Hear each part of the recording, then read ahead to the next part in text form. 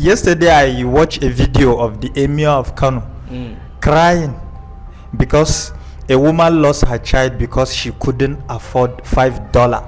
So what type of dream are you going to have for this kind of economy? Why do you think poverty remains an issue in this country? Because we have TV leaders. That's just the answer. We have what? Thieving leaders who steal without conscience. We place more value to money than any other thing. Even your own family, your household will only respect you when you have money.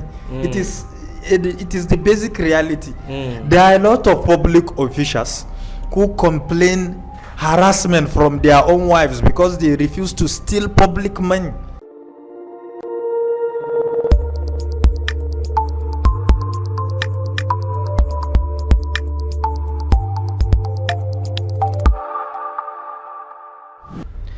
Welcome to the second episode of Firing Line. Today I'm joined by my guest, Mr. Mubarak. Mubarak Tanimu. Mubarak Tanimu. And today we'll be talking about the Nigerian Dream. Mr. Mubarak. Yes. Like America, when you say the American Dream, I think everybody has a fair idea of what that means.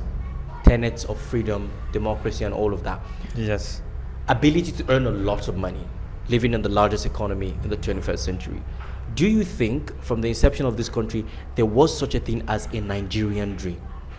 Well, I haven't heard of that particular term, the Nigerian dream, but what I've often heard of, as a child there was Vision 2010, Vision 2020, and I think recently, if I'm not mistaken, I've heard the Vice President Kashim Shettima talking about Vision 2050.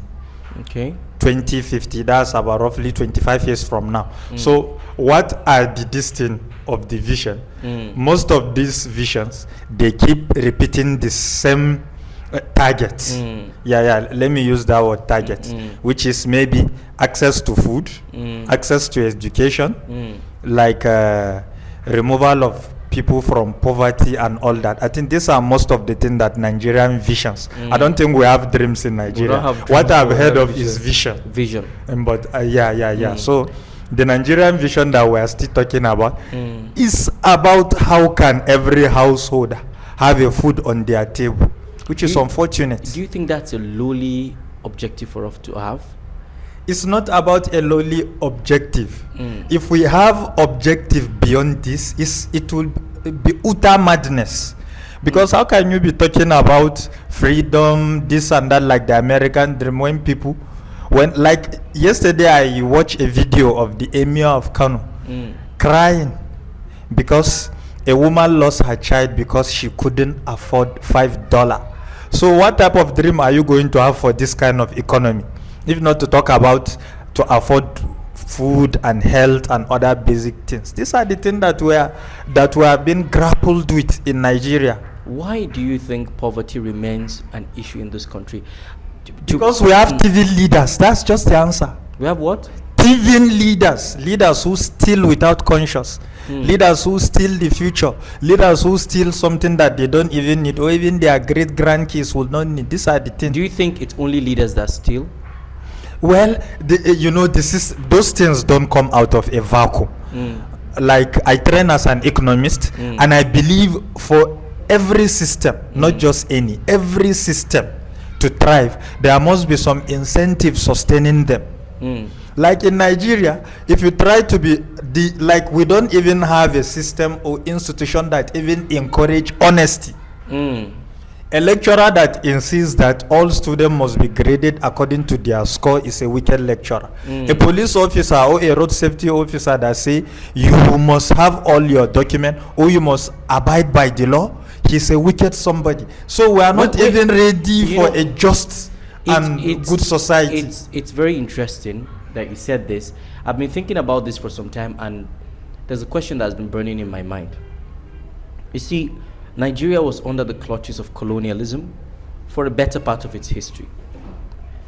Is it a better part of its history? Okay, let's say Nigeria. A better part of its recognizable history. Yeah, or written history, if you like. Written? Yes. But I think Nigeria 1914. Nigeria is about 100 and something years.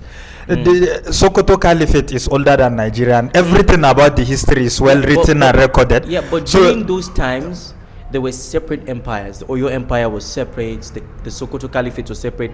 Nigeria as a united country, meaning after amalgamation. Yeah. Right? So if we trace from 1914 until 1960, that's about, let's do the math. That's 64. Nigeria as an independent country is 65 years. And we had colonialism for 64 years. Okay, interesting. Now, I read a book of Frederick Lord Lugard.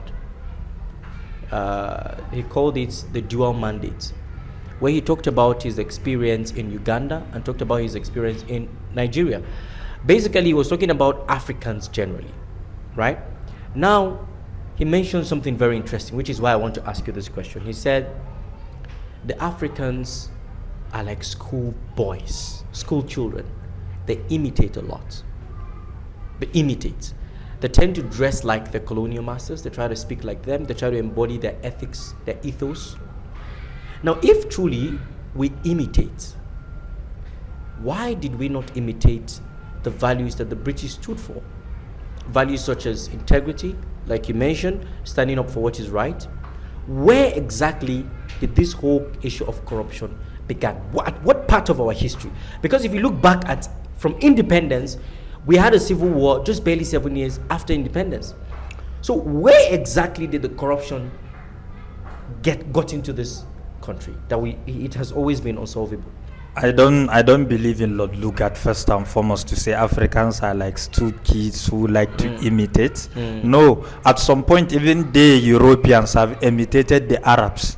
Speaking Arabic was a kind of was an elitist something during their time. So he shouldn't be saying we like to imitate. These are people who came to us at gunboats, established that they are more superior than us, and then you are at the point of a gun. So already, when someone has already established that he is more superior than you, it is the natural instinct of human.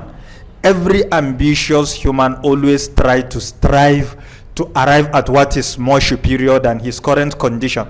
So if they have already put into our head that they are more superior than us, then there should be no any condescending statement chiding us on why we should aspire to be like them. That aside, Africans, our issue is that I don't believe African problem is just from leadership. Even though 90% of the problem is from the leadership, it has to come from the followership. But when we have a responsible leader can aspire a responsible followership. So but at what point did this corruption got into our ethos? I think we lost it around, I heard the emir of Kano speaking at Kano International Poetry Festival say maybe we lost it around 18th century, in the 80s or something like that. Sorry, not century. And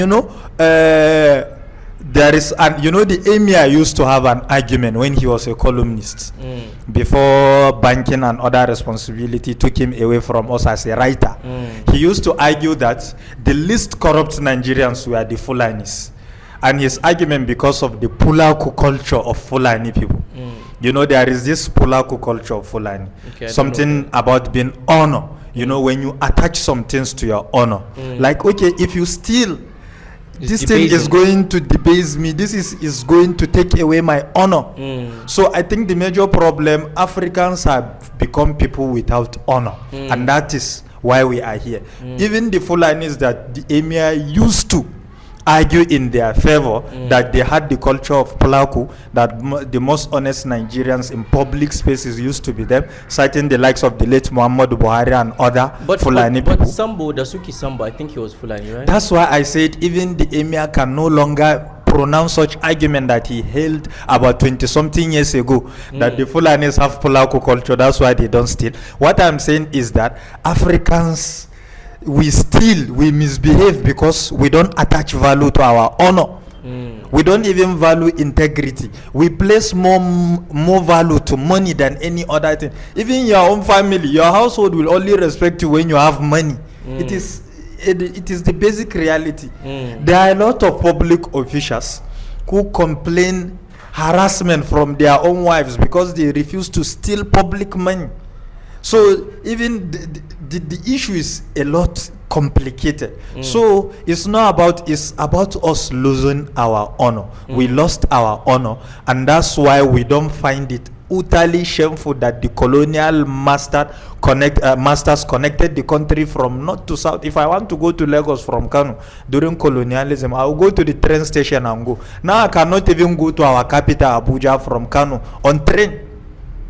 Which is a serious setback, which is a shamelessness. We have become a shameless people. That's why we are where we are. We have a president that is buying new jets, new presidential jets, living in luxury, forgetting the masses in penury and asking us to make sacrifices, while the leaders are not making it because we are a shameless people. That's why we are not making any progress. But if we have shame, if we have pride, and if we attach value to honor, if we honor ourselves, a lot of the rubbish that you see around, like for example, since 1960, they have been promising us lights. Here we are not even using NEPA or KEDCO.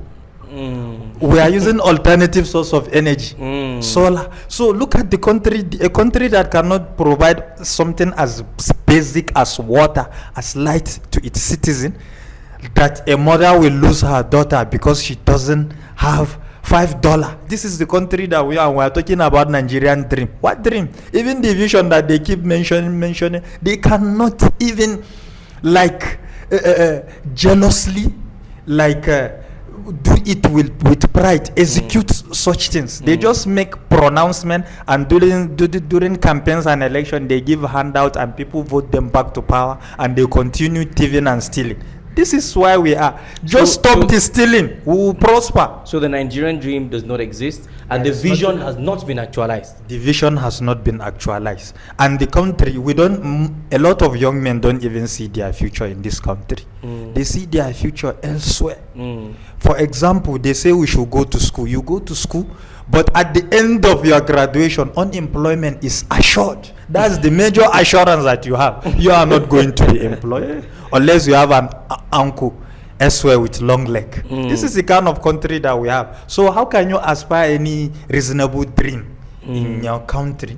Well, look, Nigeria is such a dishonest country that we have rocks in charge of this country that we are even yet to have a census that will agree on the outcome. Nigeria is yet to conduct a census, just a head count of your citizen, where the outcome is not disputed. Do you know why? Because our population is attached. You know, the more you have population, the more money you get from the coffers of the government. So everybody tend to inflate his own population so that he will get more federal allocation.